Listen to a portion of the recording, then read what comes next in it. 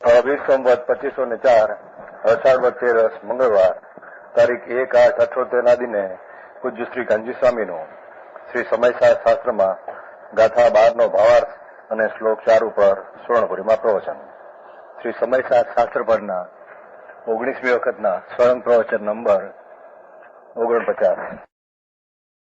નમો લોહે સૌ હરિહંતાણમ નમો લોહે સૌ સિદ્ધાણમ નમો લોહે સૌ આહિર્યાણમ નમો લોહે સૌ ઉજ્જાયાણમ નમો લોહે સૌ ત્રિકાળવર્તી શ્રાવણમ ઓમકારમેન્દુ સંયુક્ત નિત્યમ જાયંતી યોગિના કામદમ મોક્ષદો છે ઓંકારાય નમો નમઃ મંગળમ ભગવાન મંગળમ ગૌતમોની મંગળમ કુંકુંડારી ઉજેન્દ્રમોસુ મંગળમ નમઃ સમયસારાય સ્વાનુભૂત્યા ચકાસ્તે સ્વભાવાય ભવાય સર્વના વિભાવ નિદાતા.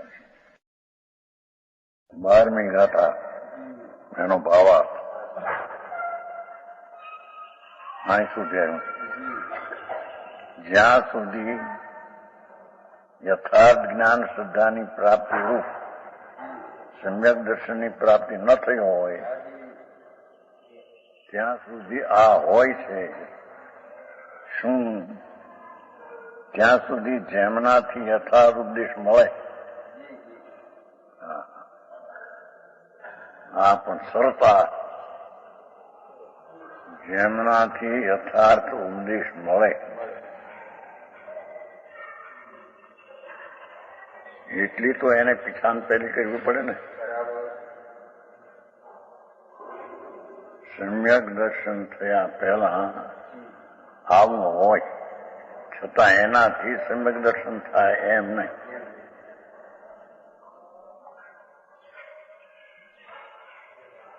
સમ્યક દર્શન થવા પહેલા એને જેમનાથી યથાર્થ ઉપદેશ મળે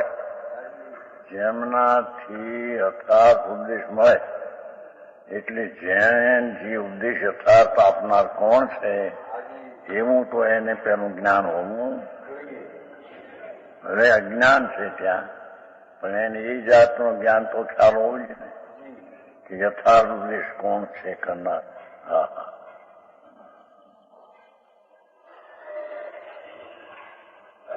એવા જીન વચનોનું સાંભળવું, જેમનાથી યથાર્થ મળે એવા જીન વચનો એટલે કે વિતરાગ ભાવને સ્થાપતા હોય એવા જીન વચનનું સાંભળવું. જે ઉપદેશક યથાર્થ ઉપદેશમાં વિતરાગ ભાવને સ્થાપતા હોય એને જીન વચનો કહીએ ને એને જીન વચન સાંભળવા.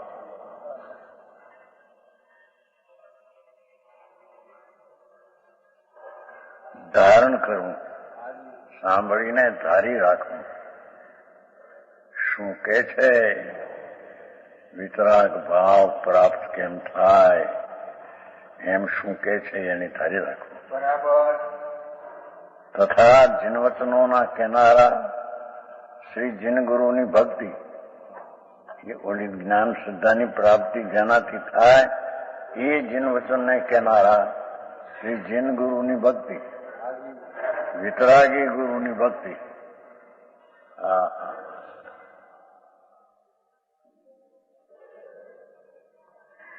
જીન બિંબના દર્શન, બધે જીન શબ્દ ત્યાંથી વાપર્યો છે.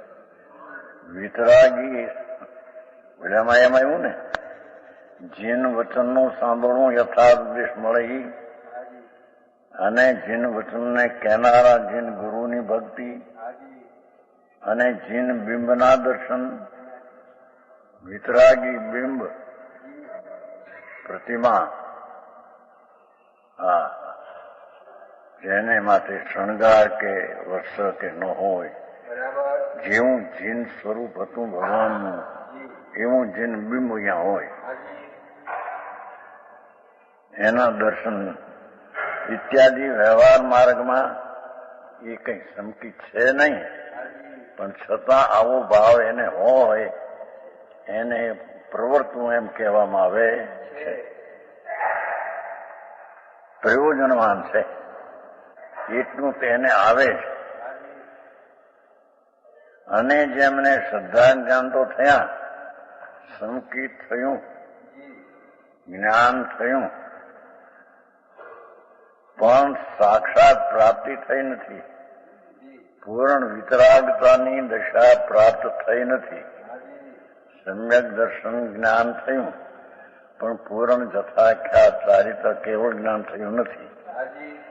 તેમને પૂર્વકથિત કાર્ય એટલી યથાર્થ મળે એનું વચન સાંભળવા, ધારવા, જીન ગુરુની ભક્તિ, જીમ બીમના દર્શન, એ પૂર્વકથિત કાર્ય હોય છે ને. સમજાણું કાંઈ? સમ્યક દર્શન જ્ઞાન થયા પછી પણ આવો વ્યવહાર પૂર્ણ વિતરાગ નથી એટલી હોય છે.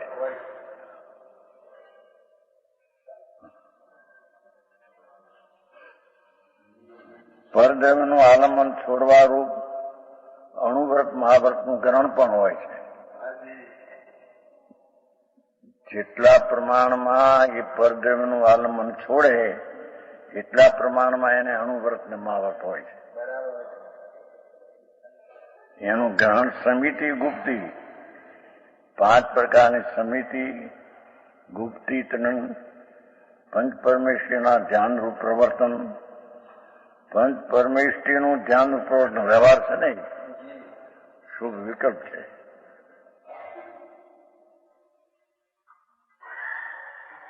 એ પ્રમાણે પ્રવર્તનારાઓની સંગતિ કરવી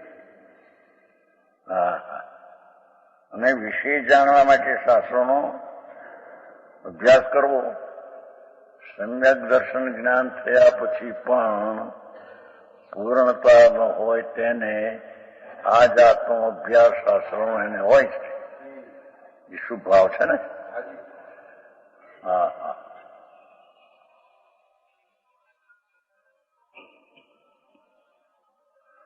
ઇત્યાદિ વ્યવહાર માર્ગમાં પોતે પ્રવર્તવું છે ને, અને બીજાને પ્રવર્તવામાં એટલે ઉપદેશ એવો એનો હોય એમ. એવો વ્યવહારનો ઉપદેશ અંગીકાર કરવો પ્રયોજનવાન છે. નીચે ખુલાસો. વ્યવહારના ઉપદેશથી એમ ન સમજવું કે આમાં પરદ્રવ્યની ક્રિયા કરી શકે છે.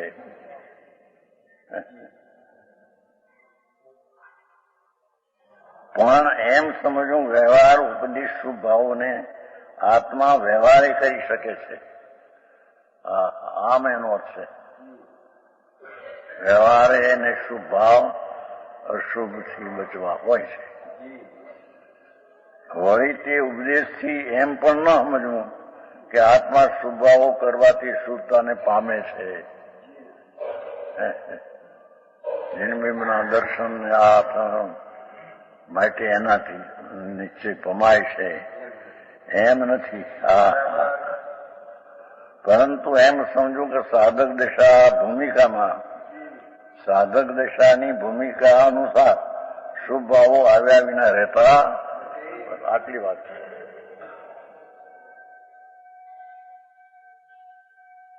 ખરેખર તો વાત એવી સૂક્ષ્મ છે કે સમ્યક દર્શનને જ્ઞાન થયું.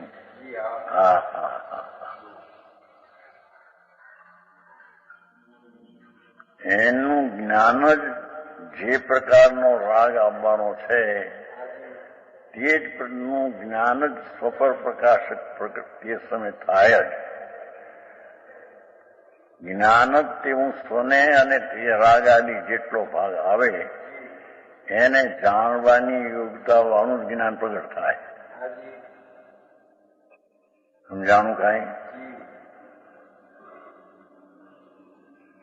જેટલા પ્રકારનો રાગ જે આવે અને સમ્યક દર્શન છે એટલે દ્રષ્ટિ તો ધ્રુવ પર છે અને જ્ઞાન પણ સ્વને જાણે છે અને તે કાળે તેને તે પ્રકારના રાગ જે આવવાના હોય છે તેને જાણતું જ જ્ઞાન પ્રગટ થાય છે. આવી વાત છે ભાઈ.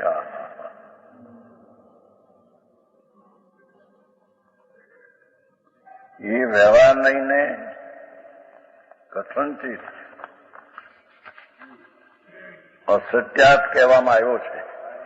પણ જો કોઈ તેને સર્વ સત્યાત જાણી જૂઠો જાણી છોડી દે તો શુભ ઉપયોગ વ્યવહાર છોડે, શુભ ઉપયોગ છોડે અને શુદ્ધ તો આવ્યો નથી.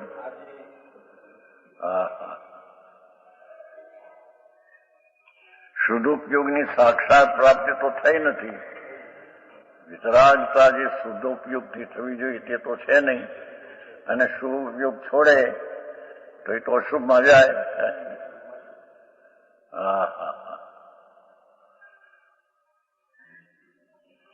તેથી ઉલટો અશુભ ઉપયોગમાં જઈ આવી ભ્રષ્ટ થઈ ગમે તેમ સ્વચ્છતારૂપ પ્રવર્તે, ગમે તેમ સ્વેચ્છાવૃપ તો નરકાદી ગતિ પરંપરા નિરોધને પ્રાપ્ત થઈ.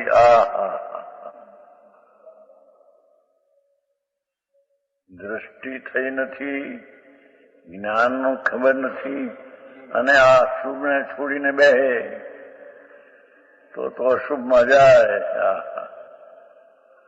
શુભ છોડ પણ શુદ્ધની પ્રાપ્તિ થઈ હોય તો શુભ છૂટી જાય.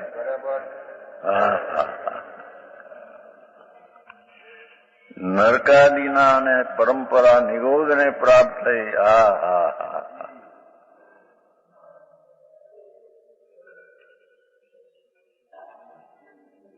આજ તો વિચાર એવો આવ્યો તો સવારમાં પહેલો ઉઠીને વાંચતા ત્યારે કે હું એક શ્વાસમાં નિરોધના 18 ભાવ થાય.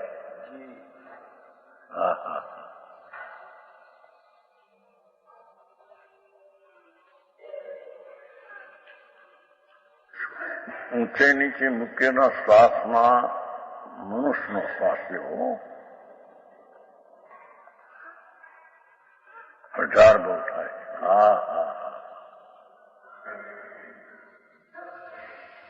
એને કેટલું દુઃખ છે.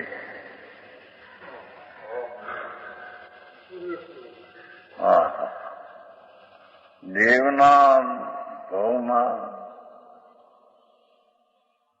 એક સાગરનું આયુષ્ય હોય એ પખવાડીએ શ્વાસ આવે ને શું કે છે. સંસારની સ્થિતિ પણ એવી કોઈ છે. સ્વર્ગના દેવો એક સાગરની સ્થિતિ વાળા હોય એને 15 દીએ એક શ્વાસો શ્વાસ.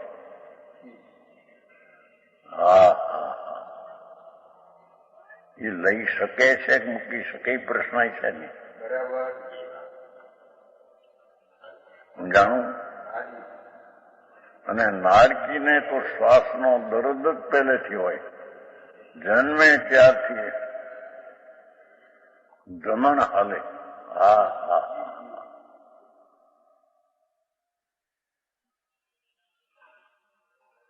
તેથી કેટલાક એમ કહેતા કે શ્વાસ હળવે હળવે આપણે લઈએ તો થોડા શ્વાસ લેવાય તો આયુષ્ય વધે. ખરા એ તો મળેલા નહીં ભાઈ. છે અમારે તો મારે તો બધા એક ત્રિભુવન હતા વિઠ્ઠલ શેઠ લાઠમાલામાં. કીધું આને કઈ રોગ નથી અને આમ કેમ હાલે છે હતા બોલતો. હવે રોગ નહીં નિરોગ છે કે લોકો એમ માને કેટલા કે શ્વાસ ઓછા લઈએ તો આયુષ્ય લંબાય ને શ્વાસ બહુ જાજા લઈએ તો આયુષ ઘટી જાય. એમ નથી. શ્વાસ ઉપર આયુષ નથી. આયુષની સ્થિતિ તો જે છે એ છે. નિરોધના જીવ એક શ્વાસમાં 18 ભાવ. ભાઈ શું છે બાપુની વાત. નારકીના જીવને જન્મથી શ્વાસની ગમણ હાલે. દેવના જીવને સાગરોપમે પખવાડીએ એક શ્વાસ આવે.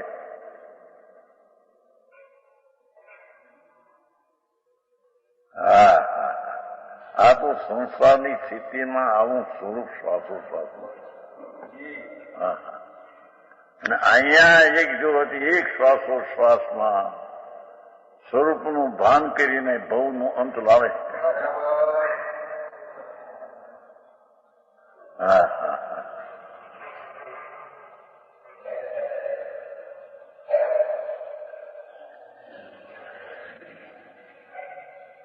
અંતર વસ્તુ શુદ્ધ ચૈતન્ય ઘન છે,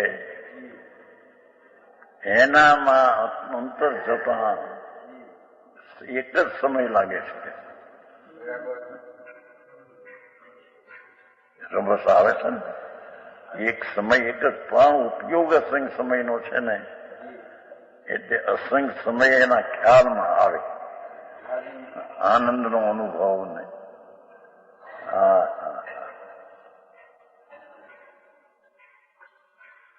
માર્કીને આવવાનું શ્વાસ દેવને પણ 10,000ની સ્થિતિ વાળાનો શ્વાસ કેવો છે, જેને એક સર્ગરૂપમાં 15 પખવાડિયે શ્વાસ આવે. શ્વાસ ચેતના 33 સાગર વાળા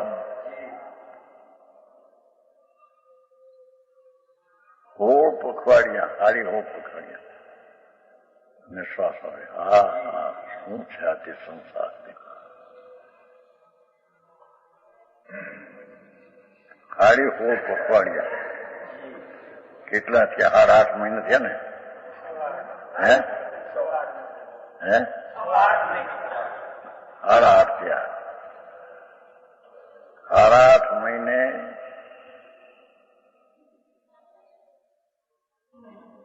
એવો શ્વાસ એક વાર.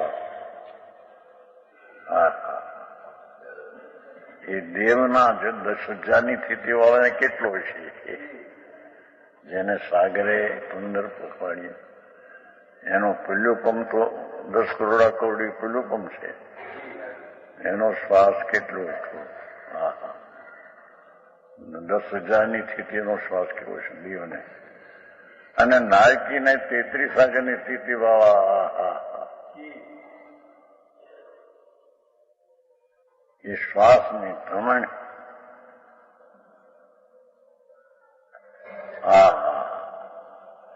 એવી સ્થિતિમાં પણ અંતર્મુખ થઈને સમ્યક દર્શન કરે છે.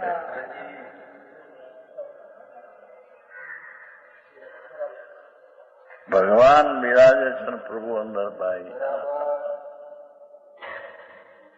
પૂર્ણ પરમાત્મા સ્વરૂપ તારી પર્યાયની પાસે છે ને. હા હા કોઈ દૂર નથી. એ પર્યાયને અંતરમાં વાવતા એવી સ્થિતિમાં પણ એક શ્વાસમાં જેને તો ધમન હાલતી હોય શ્વાસ. હા હા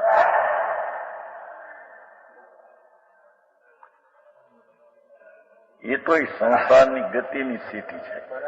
એ શ્વાસ હું આમ લઈ શકું કે આમ છોડી શકું એવું છે નહીં. એ તો જડની પરમાણુ નીકળ્યા છે. હા હા પણ એમાં પોતે પોતાના સ્વરૂપ તરફનો ભાવ ભયનો ડર કરીને હા હા હા માથે ભાવ ભય અનંત અનંત આવા છે કયા એવા અનંતા ભાવનો ભયનો ડર કહીને ભાવ ભયથી ડરી ચિત્ત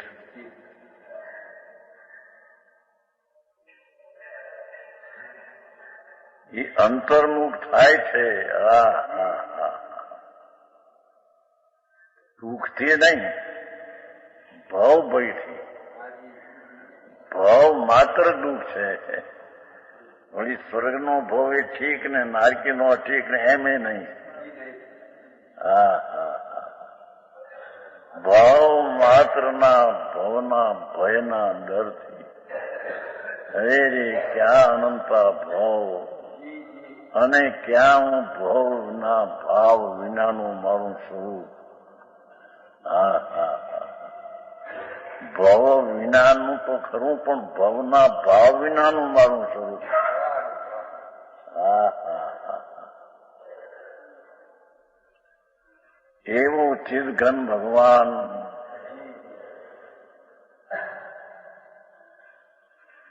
એમાં પાછો વળીને અંદરમાં જાય.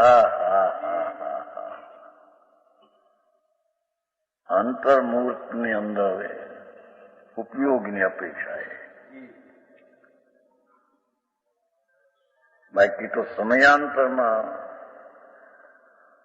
દર્શન થતા જ્ઞાન સમયાંતરમાં સંમત થઈ જાય છે. સમજાણું કાંઈ એ શાસ્ત્ર જ્ઞાનની ત્યાં જરૂર નથી.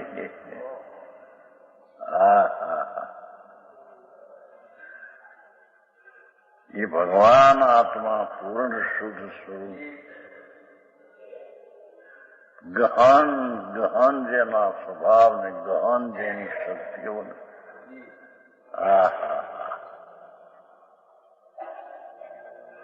આ ગહન જેના ભાવ ભ્રમણના ભાવ ને ભાવ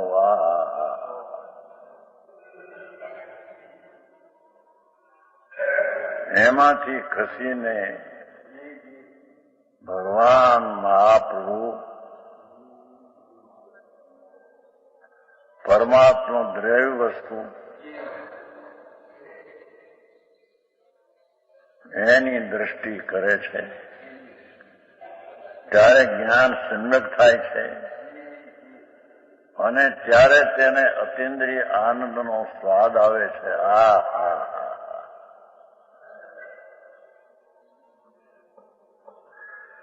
જે 33 સાગરના દેવો 33 પખવાડિયે શ્વાસ લે અને 33,000 વર્ષે કંઠમાંથી અમૃત ઝરે એ જળનું અમૃત છે. તો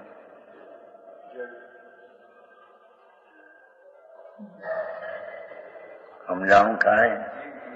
એક સાગરની સ્થિતિ વાળા દેવ એને 1000 વર્ષે કંઠમાંથી અમૃત એને કે દાળવા રોટલા કરવાને ચૂલા કરવાની નથી કઈ. એક પુણ્યના ફળ તરીકેના સંસારની સ્થિતિ પણ જોવો એક. જેમાં ધર્મ તો છે નહીં. પુણ્યના ફળે મળેલું દેવ એને 1000 વર્ષે કંઠમાંથી અમૃત અંદર જાય. એ જળ અમૃત છે. આ તો પ્રભુને એક ક્ષણમાં પકડતા અમૃત આનંદ અમૃત ઝરે.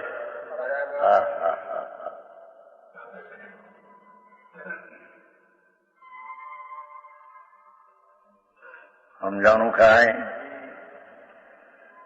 ઓલાની 1000 વર્ષે સાગોપમ વાળાને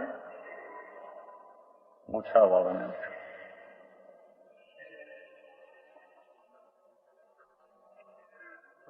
તો કે છે કે આ પ્રભુ તું કોણ છો? જો શુદ્ધ ઉપયોગની પ્રાપ્તિ કર. એ શુદ્ધ ઉપયોગમાં આત્મા જણાશે.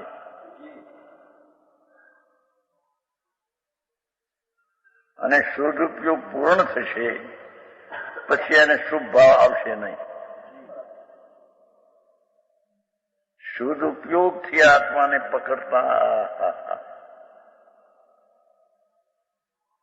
તને અમૃત ઝરશે. ઓલાને અમૃત ઝરે છે દેવને તો ધૂળનું અમૃત, પૂદગલનું. આ તો અમૃતનો નાથ. એને માટે વખત ક્યાં લે છે? પારકા હાટું કરીને જગત જંજાળમાં જીવન ગાળી.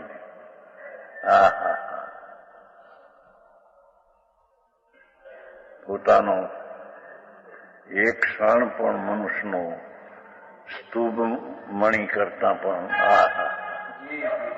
મહાકિંમતી એ શેને માટે? ધર્મને માટે.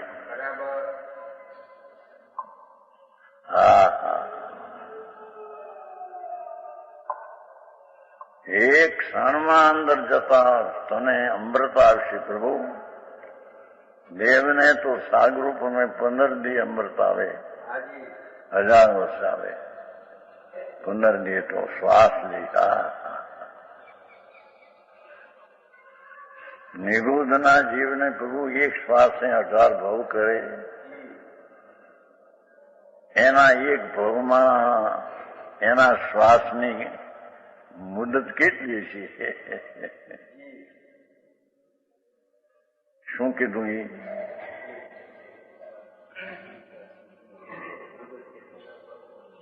એક શ્વાસમાં જે 18 ભાવ, તો એક ભાવમાં એ શ્વાસનો ભાગ કેટલો એને આવતો છે?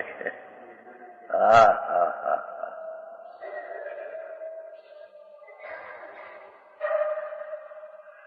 આવા ભાવ પ્રભુ તે કર્યા અનંત. હવે અહીં તો કે છે કે સંકેત થઈને પછી જે વ્યવહાર આવે એને પણ જાણનારો રહેજે. હા હા હા. કરનારો થઈ નહીં કે છે એ તો વ્યવહાર નહીંનું કથન છે.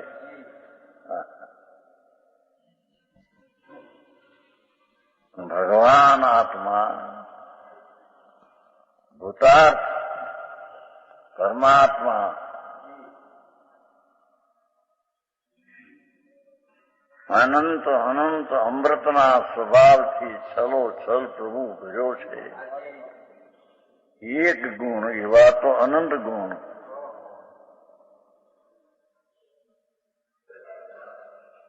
એને તું જ્ઞાનમાં અને દ્રષ્ટિમાં લે તો એનાથી તને અમૃત આવશે અને તે પછી તને શુભ ભાવ આવશે. છતાં તે તારું જ્ઞાન તને અને તેને જાણતું જ પર્યાય પ્રગટ થશે. હા હા હા. આવો માર્ગ. હા હા હા.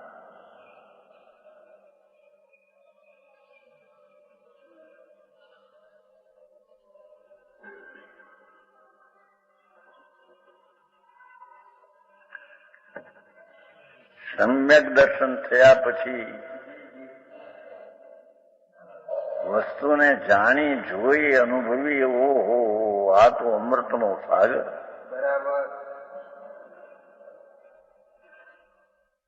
જેના અંશના નમૂનામાંથી આખો આત્મા તો અમૃતનો સાગર. પ્રભુ અરે હું ક્યાં ગયો છું? આને છોડીને હું ક્યાં રહ્યો છું? હવે રાગને છોડીને હું અહીં જાઉં છું. હવે હા હા હા.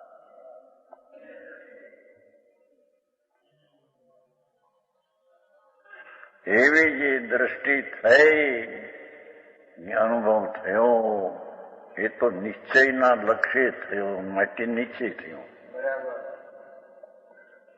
પણ એને જ્યાં સુધી પર્યાયમાં શુદ્ધ ઉપયોગની પ્રાપ્તિ ન થાય, એક ધારા શુદ્ધ ઉપયોગની પ્રાપ્તિ ન થાય. શુદ્ધ ઉપયોગમાં સંકિત થયું, જ્ઞાન થયું, પણ એ શુદ્ધ ઉપયોગ લાંબો કાળ રહે નહીં. સમજાણું કાંઈ? એને શુભ આવે તો શુભે આવે.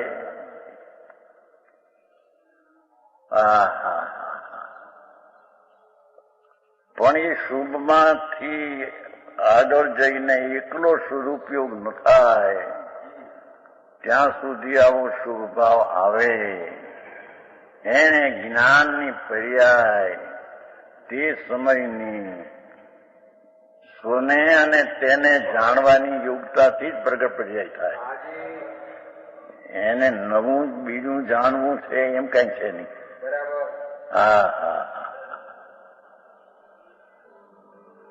શું કહ્યું?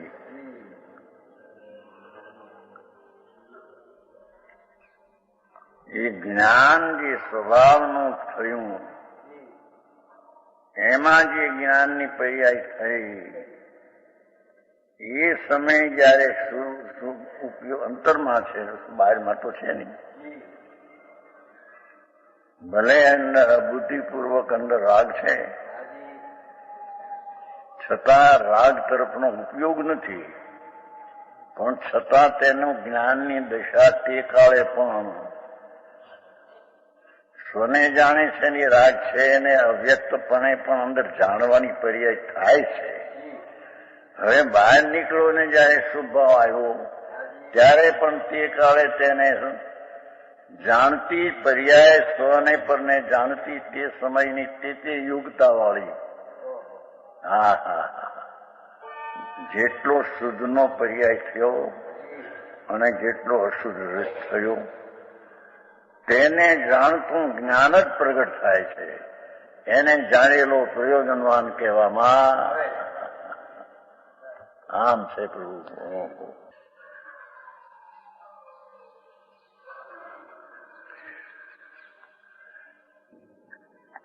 શુદ્ધ ઉપયોગ થયો ન હોય, દ્રષ્ટિ જેને સમ્યક છે એ તો આવું કરે નહીં. સમજાણું કાંઈ? હા. પણ જેને દ્રષ્ટિ થઈ નથી અને માન્યું છે કે મને સંકિત થયું અને એને શુભ ઉપયોગ છોડી દે તો અશુભમાં જાય. હા હા,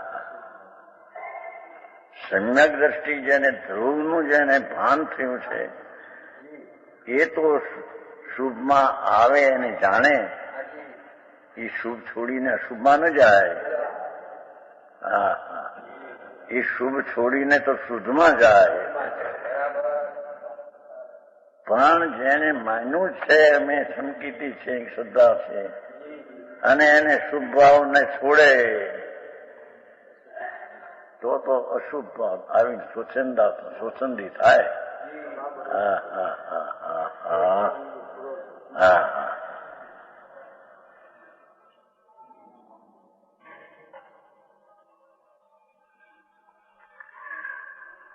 તો નરક ને ગતિ ને નિગોધ પરંપરા નિગોધ એ કેમ કહ્યું? મૂળ તત્વની વિરાધના એ નિગોધનું કારણ છે. હા હા, તત્વની આરાધના એ મુક્તિનું કારણ છે. તત્વની વિરાધના એ નિગોધનું કારણ છે. અને વચ્ચે જે ત્રિયંત ને મનુષ્યાદિના ભાવ થાય નરકાદિના એ શુભાશુભ ભાવનું ફળ છે. સમજાણું કાંઈ? માર્ગ અલૌકિક છે બાપા.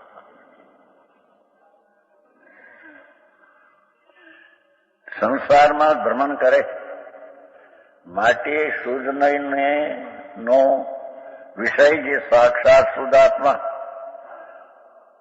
તેની પ્રાપ્તિ જ્યાં સુધી ન થાય પૂર્ણ, શુદ્ધ નયનો વિષય જે સાક્ષાત શુદ્ધાત્મા એટલે દ્રવ્ય નહીં, પર્યાયમાં પણ આવીશ.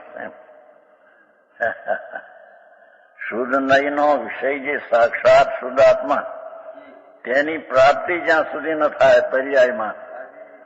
હા હા, શુદ્ધ નયનો વિષય તો આત્મા, પણ તેની પર્યાયમાં પ્રાપ્તિ જ્યાં સુધી પૂર્ણ થાય ત્યાં સુધી વ્યવહાર પણ જાણેલો પ્રયોજનવાન છે. એ પ્રયોજનવાન છે એટલે એવું જ એવું જ્ઞાન જ એને જાણતું પ્રગટ થાય છે. આવી વાત છે ભાઈ. એ વાત ચર્ચા થઈ ગઈ હતી. માણસ કોઈ બ્રહ્મચારી હતો નહીં આવી આ તો એ જ્ઞાન જ એવું પ્રગટે છે.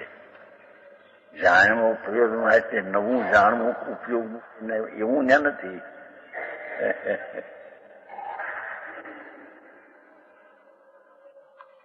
ભગવાન આત્મા ચૈતન બિંબ પ્રભુ એનું જ્યાં જ્ઞાન થયું પર્યાયમાં, તો એ પર્યાયમાં જ્ઞાન સ્વનું પણ આવ્યું અને તે કાળે રાગનો ભાગ પણ બાકી છે તેનું પણ જ્ઞાન ત્યાં પરપ્રકાશક એની હારે પ્રગટે છે. કેમ કે જ્ઞાનની પર્યાયનો સ્વભાવ સ્વપર પ્રકાશક છે. જેમ અજ્ઞાનીના જ્ઞાનમાં પણ સ્વદ્રવ્ય જ પ્રકાશે છે, એમ જ્ઞાનીના જ્ઞાનમાં વ્યવહાર જ પ્રકાશ, સ્વતો પ્રકાશ છે જ એ ઉપરાંત સમજાણું કાંઈ આવું મારું અરે સાંભળવા ન મળે, આ મનુષ્યપણું ચાલ્યું જાય છે. એની એક એક પળ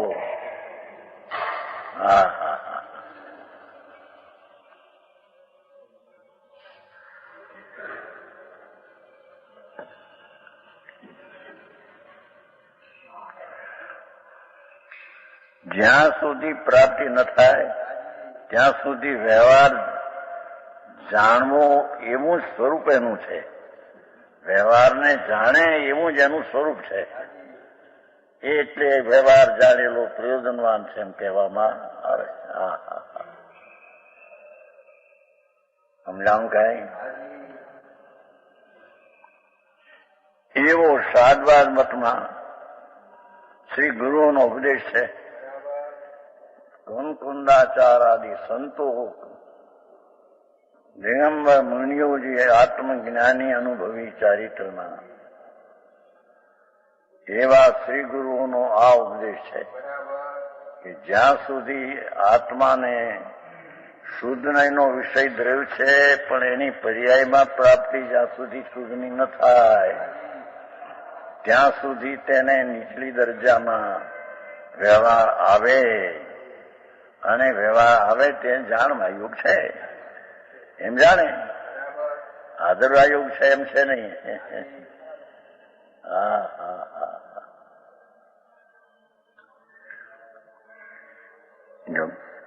આવો અપેક્ષાથી મત ભાવ સાત અપેક્ષા કહ્યું છે. વ્યવહારને સત્યાત કહ્યું એ અપેક્ષાથી કહ્યું છે એમ. મુખનો નિશ્ચય કરી અને એને દ્રષ્ટિ કરાવવા, એને અસત્ય સત્ય અને કીધું અસત્ય બાકી અસત્યાત માનીને શુભ છોડી દે અને શુદ્ધ ઉપયોગ પ્રાપ્તિ થઈ નથી ભ્રષ્ટ થઈ જશે.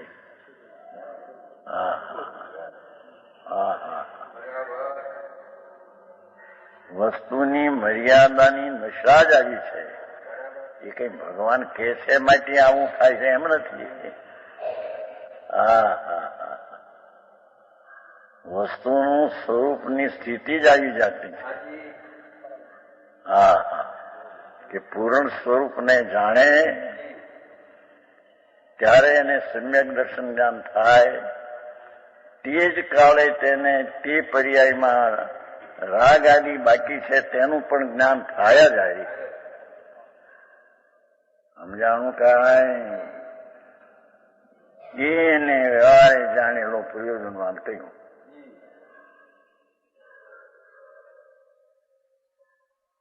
બાકી તો 320 ગાથામાં તેમ લીધું કે ધર્મી જીવને આત્મજ્ઞાન થયું અને જ્ઞાયક ભાવ છે એ આવ્યો, એ તો એ ઉદયને પણ જાણે આ વ્યવહારને જાણે, નિદ્રાને પણ જાણે, બંધને પણ જાણે, મોક્ષને પણ જાણે. એ તો જાણનાર ચૈતન મૂર્તિ જ્ઞાયક રસ છે. એ તો બેયને જાણે નિદ્રા કરે ને ઉદય કરે ને ક્ષુભ.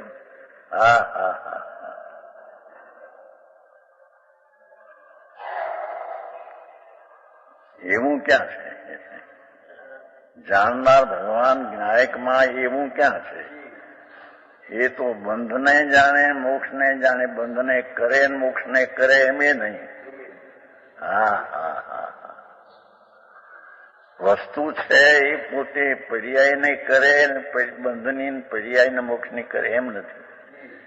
થાય છે તેને સ્વપર પ્રકાશ જ્ઞાનની પર્યાયમાં. જ્ઞાયક તો ધ્રુવ છે, પણ તેનું જે જ્ઞાન થયું છે સ્વપર પ્રકાશ તેમાં એને જાણે છે.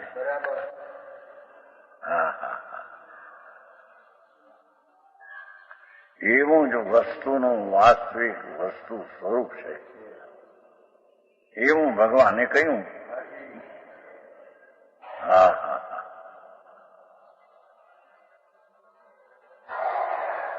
એ અર્થનું કળશરૂપ કાવ્ય ટીકાકાર કહે છે. 5મી ચોથું છે ને, ઓલું કોઈ રહી ગયું. ઉભયનય વિરોધુંસિની શાદ પદાંકે જેન વચસી રમંતે સ્વયં વાંતમોહા સપદી સમય સારમ તે પરમ જ્યોતિ ઉચે અનવનય પક્ષ અક્ષુણ વિષંતમેવ.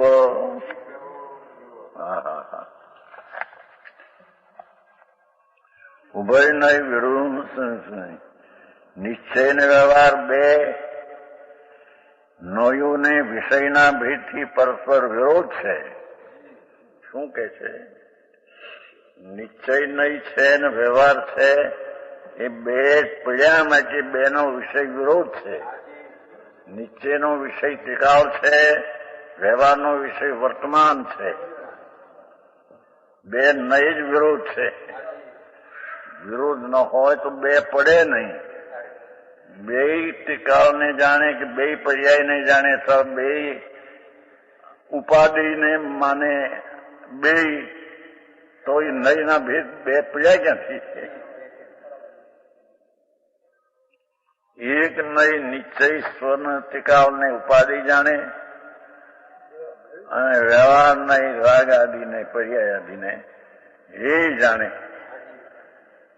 જાણવાનું પણ એ તરીકે જાણે. કેમ કે બે નયનો વિષય બે નયો છે. નય એટલે જ્ઞાનનો અંશ અને તેનો વિષય બે છે ભિન્ન. નિશ્ચય નયનો વિષય છે ટીકાવ, વ્યવહાર નયનો વિષય છે વર્તમાન પર્યાય ને રાગ આદિ.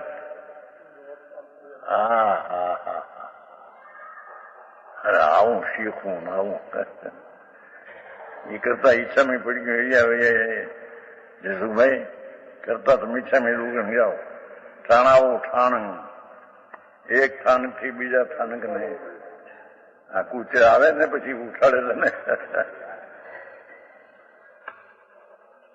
ઠાણાવું ઠાણ નથી આવતું. એ સંભળ ગયું. એક સ્થાન કે જીવો અહીંયાથી બીજે ઠેકાણું. એમ તો પોતામાં અહીં લુગડા ઉપર ચડ્યો હોય તો પૂંજવાને બીજું ઉપાય ન મળે. એને એનું સ્થાન છે છોડીને આમ આમ છોડવાય. ઈચ્છા પડી ગયું કર્યું તો નહીં કર્યું. આવે છે કે કેમ આવી ઠાણાઓ ઠાણું શંકર શ્વેતાંબરમાં આવે. પેલું નંબર એમ થાવ બીજું તો ટીકું તો ત્રીજી ઈચ્છામી, ચોથું તો શું થઈ, પાંચમો રોગ છઠ્ઠો કર્મી બનતે, સાતમો નવો થયો. કેમ સુજાન મળી કર્યા થઈને હાથ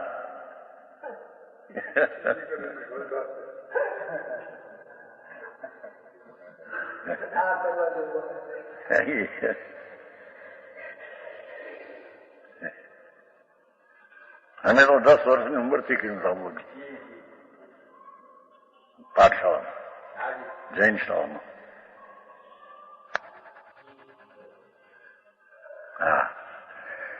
નયોને વિષયના ભેદથી બે નયોના એક નિશ્ચય નય ને એક વ્યવહાર, બેનો વિષય ભિન્ન છે.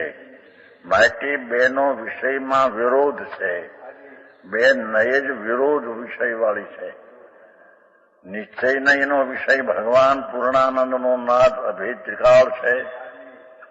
વ્યવહાર નયનો વિષય તેનો જ વર્તમાન અંશ અને રાગ, એ વ્યવહાર નયનો વિષય છે.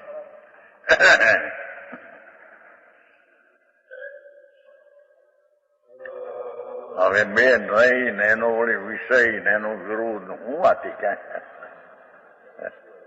બાપુ વસ્તુનું સ્વરૂપ એવું છે ભાઈ, જે જ્ઞાનનો અંશ ત્રિકાળને જાણે તેને નિશ્ચય કહીએ. જે જ્ઞાનનો અંશ વર્તમાનના પર્યાયના અંશને રાગને જાણે તેને વ્યવહાર કહીએ. વસ્તુ બે છે કે નહીં? ત્રિકાળીય છે અને પર્યાય છે અને રાગે છે. હા હા.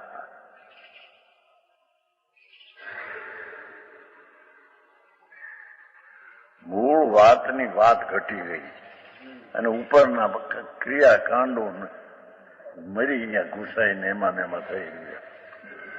ચીજ શું છે ને એના ભેદ શું નયના છે ને એ બે નય શું છે ને એનો વિષય શું છે ને બેનો વિરોધ શું છે.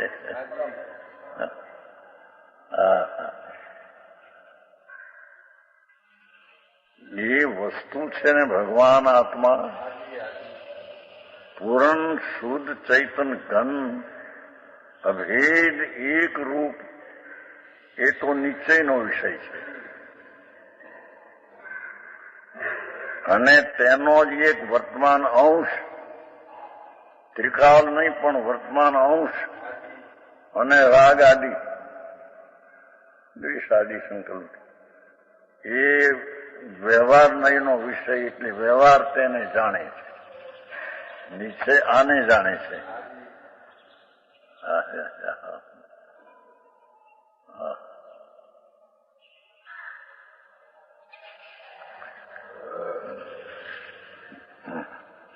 પરસ્પર વિરોધ છે. એ વિરોધને નાશ કરનારું શ્રાદ્ધ પદ અંક, શ્રાદ્ધ પદથી ચિહ્નિત લક્ષણ છે. અપેક્ષાથી કહેવું જેનું લક્ષણ છે.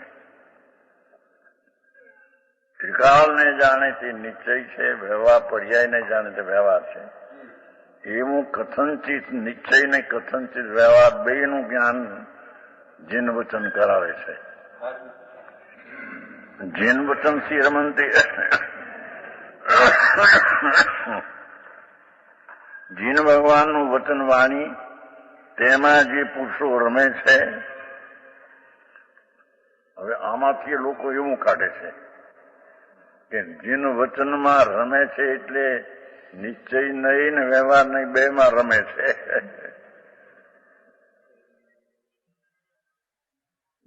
એમ કીધું ને જીન વચન તો બે એમ હોઈ શકે.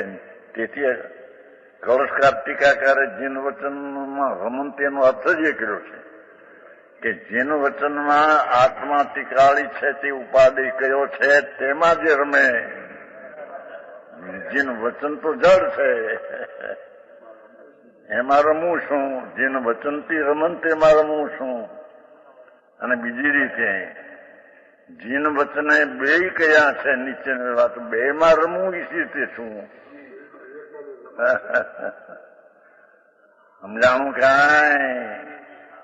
એટલે સાત કથનથી ત્રિકાળી છે વસ્તુ તે નિશ્ચય છે અને વર્તમાન પર્યાય કથન છે અંશ છે વ્યવહાર એમ કહીને ત્રિકાળીમાં રમવું એમ જીન વચનમાં કહ્યું છે. હા હા હા આમાંથી એ કાઢે છે પણ આ કળશકારે તો ચોખ્ખું કહ્યું જીન વચન થી રમંતી કળષ્ટી કાકા.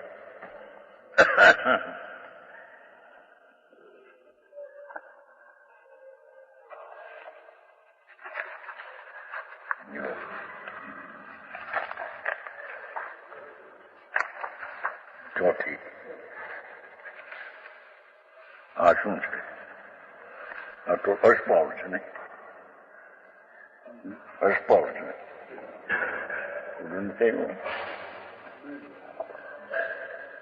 બહુ જ પાઉસ આપે. આવા ઓલામાં આવ્યું તમે નથી આવ્યું? કાલે આવ્યું છે નથી આવ્યું. કળષ્ટિકા છે ને રાજમલની ખાલી પૂંઠવા હું એવું છે. પેલું પૂંઠવું હતું બીજું ફેરવી નાખ્યું છે.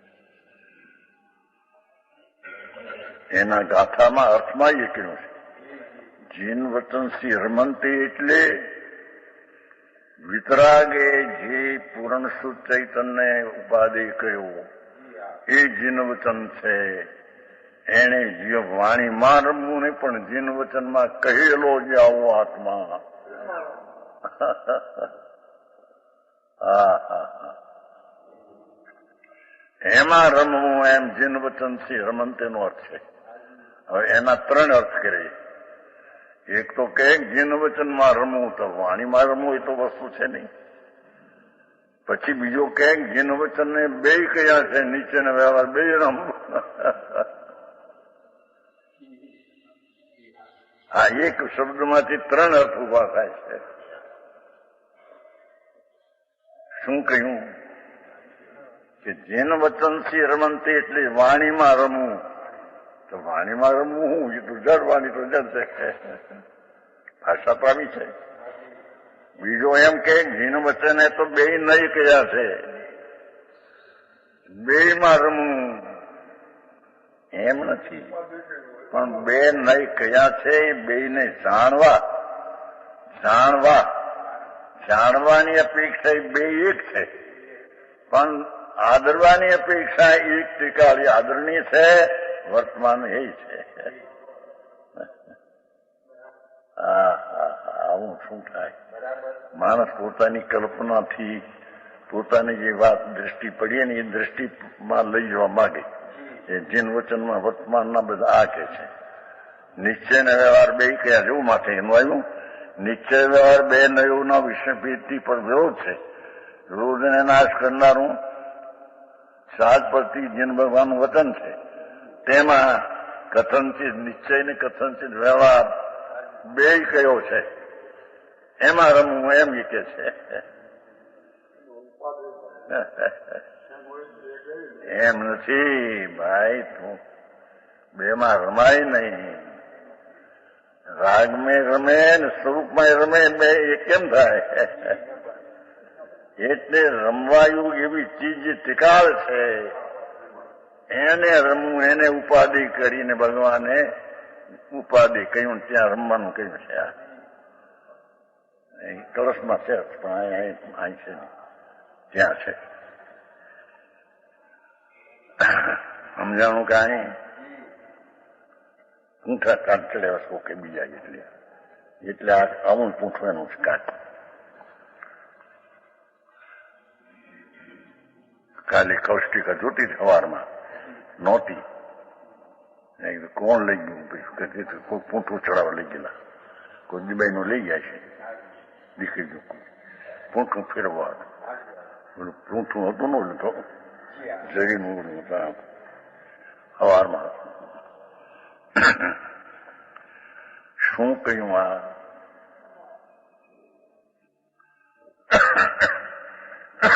સાદ અપેક્ષા એ ભગવાનનું કથન. ત્રિકાળ છે તે સત્ય છે, વર્તમાન પર્યાય તે અસત્ય છે એમ કીધી. પણ એ અપેક્ષાથી કહ્યું.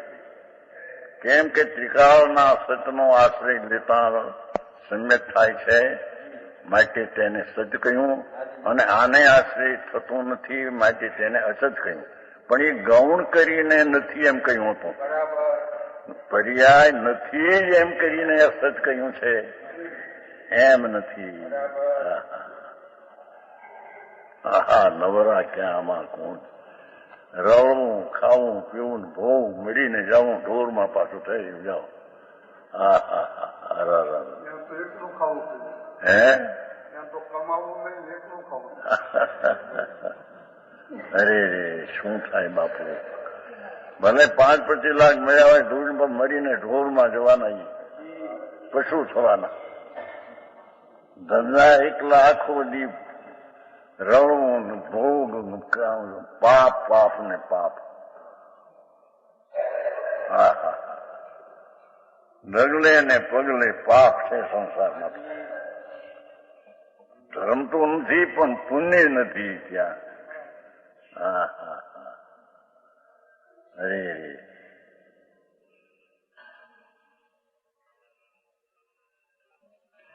બાયડી સામું જોવું, છોકરા સામું જોવું, દુકાન સામું જોવું, દુકાનના નોકરો શું કામ કરે જોવું, અને મારે આ શું કરવાનું છે એ જોવું. એ માતા ખુદ પાપની હાલી સવારની પરંપરાથી. અરે એને પુણ્યનો વખત મળે નહીં, જેમાં ગતિ કાંઈક મનુષ્યને દેવની મળે એવો વખત મળે નહીં. એને ધર્મનું વખત બાપુ એ તો બહુ અલૌકિક વાતું ભાઈ.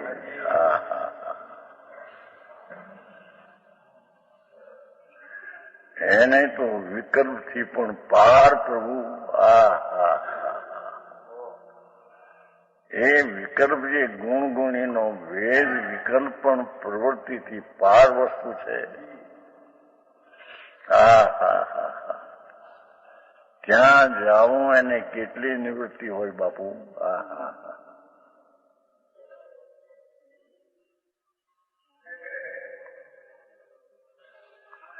જેને વિકલ્પ પણ બોજો લાગે,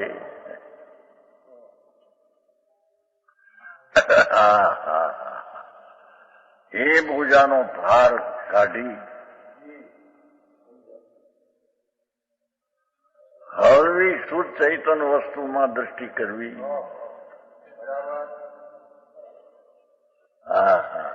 આવો માર્ગ છે પ્રભુ. દુનિયાએ બગાડી મારી નાખ્યો વિતરાગ માર્ગને ચૂંટી નાખ્યો.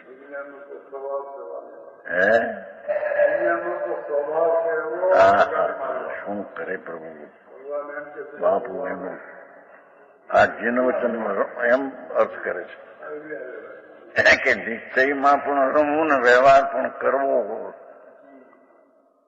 જીનવચનમાં બે કયા છે ને એમ કેવો અર્થ કરે છે. અરે પ્રભુ.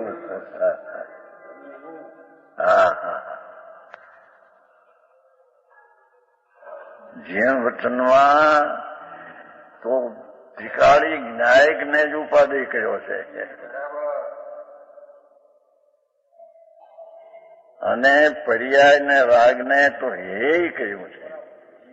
અસત્યાત કીધી ને, પણ અસત્યાતનો અર્થ કે છે પણ આશ્રય કરવા લાયક નથી એ અપેક્ષા છે ને. અસત કહીને છે એને અસત કીધી.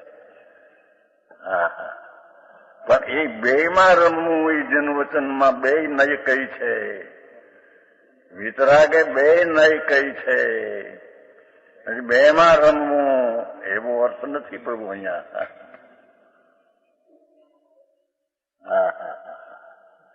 અર્થ એ કરે છે.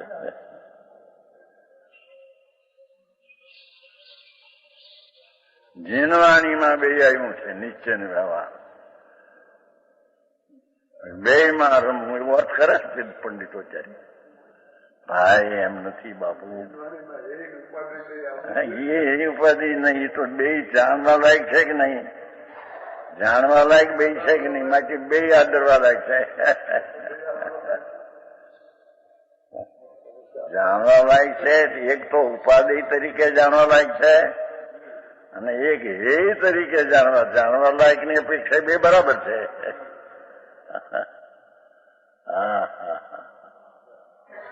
શું થાય ભાઈ? માથે ભગવાન રહ્યા નહીં, કેવળી રહ્યા નહીં, કેવળ જ્ઞાનની ઉત્પત્તિ રહી નહીં. ભલે ભગવાન ન હોય પણ એ રહ્યું નહીં. અવધિને મન પડીએ જ્ઞાન જે પ્રત્યક્ષ આમાંને આમ થઈ જાય. ઓહો, આ તો મારા મનની વાત જાણે છે મારી આમ. તો એને એ રહ્યું નહીં. હવે આ શુદ્ધ જ્ઞાન દ્વારા, ભાવ શુદ્ધ જ્ઞાન દ્વારા આત્માને પકડવો એ વાત રહી છે.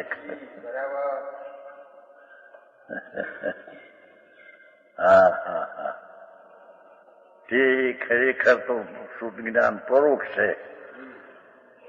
આનંદની અપેક્ષા એ અનુભવની અપેક્ષા પ્રત્યક્ષ ભલે કહે.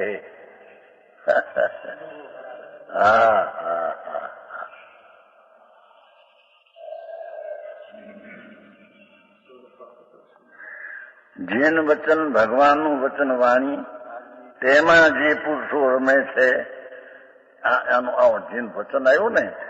પણ જીન વચનમાં કહેલી મુખ્યતા જે છે એનું વસ્તુ જે છે પૂર્ણાનંદનો નાદ પ્રભુ તે ઉપાધિ છે. એ આશ્રય કરવા લાયક છે, એ આદરણીય છે અને એ જ જગતમાં મૂળ પ્રભુ પોતે છે. એવી વસ્તુમાં જે રમે છે તેમાં પ્રીતિ સહિત અભ્યાસ કરે છે તે પુરુષો પોતાની મેળા અન્ય કારણ વિના મિથ્યાત કર્મના ઉદયનું ભ્રમણ કરી આહા એટલે કે શુદ્ધ ચૈતન સ્વભાવ છે ત્યાં અંદર રમે છે એને મિથ્યાતનો ઉદય થતો જ નથી. એને મિથ્યાતને ભમી નાખ્યું એમ કહેવામાં આવે છે. વિશેષ કે છે